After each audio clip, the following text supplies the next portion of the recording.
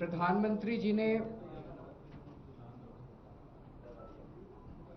कहा है कि देश बेहद आर्थिक संकट से गुजर रहा है और इस वजह से उन्होंने देश के लोगों को अपील की है ये 7 स्टेप उठाने के लिए, ये 7 कदम उठाने के लिए। एक तो ये कि वर्क फ्रॉम होम करो, सोना खरीदना बंद करो, कम से कम सोना खरीदो। तीसरा, तेल की बचत करो, पेट्रोल डीजल की, पब्लिक ट्रांसपोर्ट इस्तेमाल करो। चौथा, फर्टिलाइजर्स का कम से कम इस्तेमाल करो, नेचुरल फार्मिंग करो। पांचवा, फॉरेन प्रोडक्ट्स कम से कम इस्तेमाल करो और फॉरेन एक्सचेंज बचाओ। छठा, कुकिंग ऑयल कम से कम इस्तेमाल करो। और सातवां, फॉरेन ट्रैवल बंद करो, विदेशों में जाना बंद करो। हमारे देश 1950 के बाद से अभी तक ऐसे कई समय आए जब देश अलग अलग संकटों से गुजरा। कभी अलग अलग देशों से युद्ध हुआ, चीन से, पाकिस्तान से, आर्थिक मंदी से भी गुजरा। लेकिन इतने कठोर कदम आज तक कभी किसी प्रधानमंत्री ने देशवासियों को लेने के लिए नहीं कहे। मुझे याद है लाल बहादुर शास्त्री जी ने भी देश के लोगों से अपील की थी, इंदिरा गांधी जी ने भी एक समय सोना ना खरीदने की अपील की थी, अलग अलग अपीलें की थी, अलग अलग प्रधान। इतनी कठोर अपील, इतनी सारी 7 इतने बड़े कदम आज तक कभी किसी ने नहीं लिया। पूरा देश इस वक्त सदमे में है। तो मेरी 3 गुजारिश है प्रधानमंत्री जी से। एक तो ये कि अगर आपने इतने कठोर कदम उठाने के लिए कहा है तो इसका मतलब अर्थव्यवस्था का काफी ज्यादा बुरा हाल है और या आने वाले समय में और भी ज्यादा बुरा हाल होने का अंदेशा है। देश ये जानना चाहता है कि हम कहां खड़े हैं। आपने हमें कहा हम सब देशवासी देशभक्त हैं, कठोर से कठोर कदम भी उठाएंगे, कठोर से कठोर अपने को, अगर हमें कठिनाइयां बर्दाश्त करनी पड़ी, कुर्बानियां देनी पड़ी देश के लिए, वो भी करेंगे। लेकिन पता तो चले कि ये कदम क्यों उठाए जा रहे हैं, पता तो चले कि अर्थव्यवस्था कहां खड़ी है। केवल आदेश भर दे देने से तो काम नहीं चलेगा ना। ये देश हम सब लोगों का है, ये देश हम 140 करोड़ लोगों का है।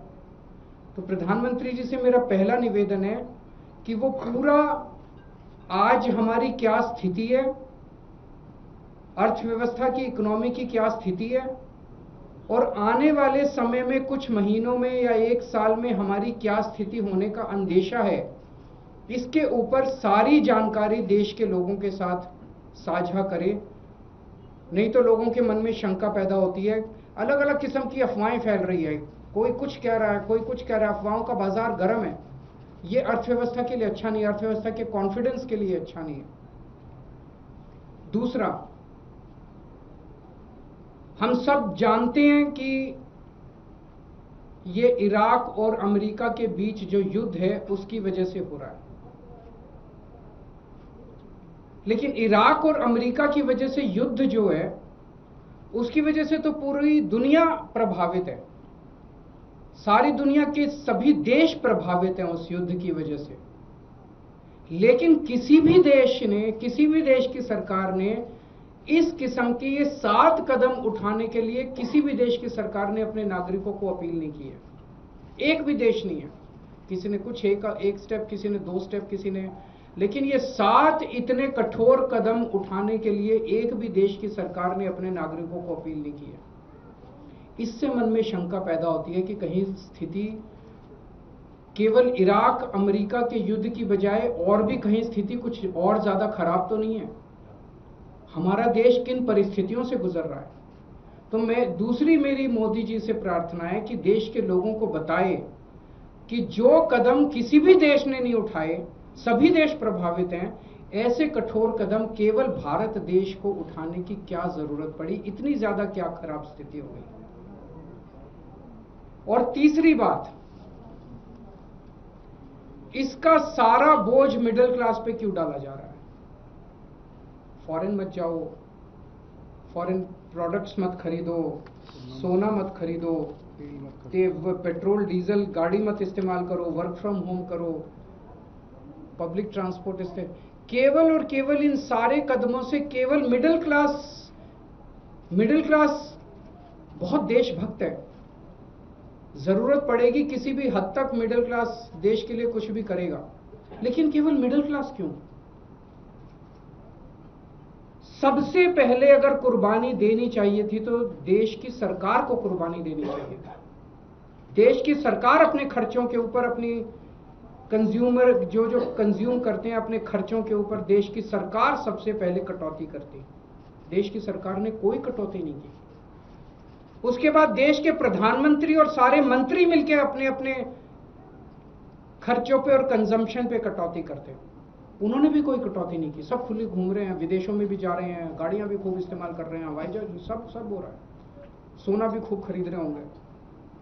उसके बाद अगर बनता था तो अफसरों के ऊपर, अफसरों से उम्मीद की जाती कि अफसरशाही जो है वो कुछ कुर्बानी करेगी। उसके बाद उम्मीद थी देश के अल्ट्रा रिच, जिनमें मोदी जी के कुछ दोस्त हैं, उनसे भी एक अपील करते मोदी जी की अडानी जी भी कुछ कुर्बानी करें, और जो देश के अल्ट्रा खरबपति अरबपति हैं वो भी कुछ करो। उनसे भी कोई अपील नहीं की गई। केवल और केवल देश की मिडिल क्लास से ही अपील की गई। इस बात का दुख होता है। मैंने पिछले 2 दिन में कई लोगों से बातचीत की, उन्होंने कहा हम करेंगे देश के लिए कुर्बानी, लेकिन केवल हम क्यों? अडानी जी कुर्बानी नहीं करेंगे, मंत्री कुर्बानी नहीं करेंगे, अफसर कुर्बानी नहीं करेंगे, मोदी जी कुर्बानी नहीं करेंगे। देश तो सबका 140 करोड़ लोगों का है, चुन के केवल मिडिल क्लास का। तो हम सब लोग तैयार हैं, जो भी देश के लिए करने की जरूरत है हम सब तैयार हैं, लेकिन चुन के मिडिल क्लास को टारगेट ना किया जाए और देश के साथ सारी इंफॉर्मेशन साझा की जाए। अगर आपके कोई प्रश्न है तो। सर, नीट का पेपर जो है वो रद्द करना पड़ा है। सबसे पहले मैं उन लाखों बच्चों को और उनके पेरेंट्स को अपनी तरफ से पूरी संवेदना देना चाहता हूं जो इस परीक्षा के रद्द होने से प्रभावित हुए हैं। मैंने भी अपनी जिंदगी में आईआईटी का पेपर दिया था पहले, फिर सिविल सर्विसेज का पेपर दिया था। मैं जानता हूं कि किस तरह से कठोर तपस्या करनी पड़ती है। हमारा एक छोटा सा घर होता था वहां पे हिसार में, ऊपर एक छोटा सा कमरा बनवा लिया था। 24 घंटे उस कमरे में बैठा मैं तैयारी करता रहता था। फॉर्चुनेटली उन दिनों में पेपर लीक नहीं हुआ करते थे। इतना गरीब परिवार होते हैं वो गरीब परिवार, कोचिंग इतनी महंगी है, कोचिंग करने के लिए कई लोग दिल्ली आके रुकते हैं, दिल्ली में किराए की जगह लेते हैं बच्चे, अपने माँ बाप, कई लोगों के माँ बाप अपनी सोना गिरवी रख देते हैं, जमीन बेच देते हैं बच्चे को कोचिंग कराने के लिए। और उसके बाद अगर पेपर लीक हो जाए तो उससे बड़ा मैं समझता हूं कि धोखा किसी के साथ नहीं हो सकता। और ये नीट का पेपर पहली बार लीक नहीं हुआ, मेरे ख्याल से एक बार 17 में हुआ था, एक बार 21 में हुआ था, फिर एक बार 24 में हुआ था, और एक बार अब लीक हुआ है। 4 बार पेपर लीक हो चुका। तो पेपर ऐसे तो लीक होते नहीं है। इसका मतलब बहुत बड़े स्तर के ऊपर कुछ ना कुछ तो कल्यूजन है, मिली भगत है, पॉलिटिकल पेट्रोनेज है। मैं ये जानना चाहता हूं जिन्होंने 2017 का पेपर लीक किया था वो आज कहां हैं? उनको सजा मिली? जिन्होंने 2021 का पेपर लीक किया था उनको सजा मिली? जिन्होंने 2024 का पेपर लीक किया सबकी बेल हो गई, सारे बाहर हैं, सबको कह दिया गया अब अगले पेपर के लीक करने की तैयारी करो। और वो कर रहे हैं, पेपर लीक पे लीक पे। ये चल क्या रहा है इस देश के अंदर? और मैं पूरी जिम्मेदारी के साथ कहता हूं, सरकार चलाना कोई आसान काम नहीं है, सरकार चलाना बहुत मुश्किल काम है। जिन लोगों से एक पेपर ठीक से नहीं होते बिना लीक करवाए, वो सरकार क्या चलाएंगे? मिले हुए हैं ये लोग। It is a case of complete कल्यूजन। लाखों करोड़ों बच्चों के भविष्य के साथ खिलवाड़ किया जा रहा है।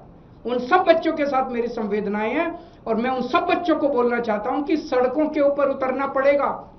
यह सरकार केवल और केवल जन आंदोलन की भाषा समझती है, और केजरीवाल आप लोगों के साथ है।